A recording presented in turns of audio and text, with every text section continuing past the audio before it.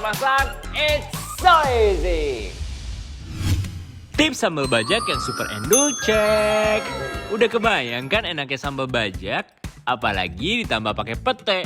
Wih, makblar momis. Dan ternyata bikinnya it's so easy.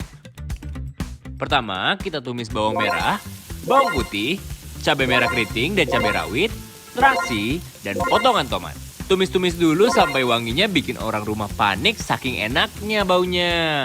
Selanjutnya, pindahkan tumisan ke blender bersama minyaknya ya.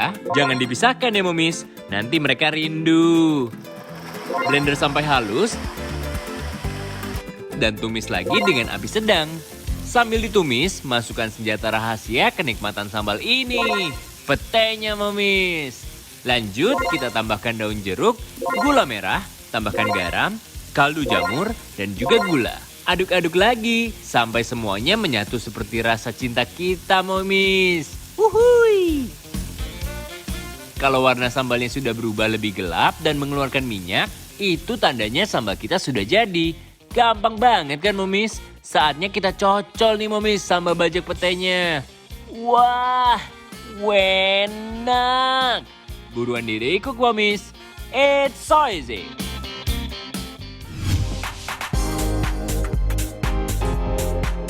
Hey Momis, tim produksi Trans TV selalu menerapkan protokol kesehatan ketika memulai aktivitas kerja. Jadi sebelum syuting kita rutin melakukan swab antigen.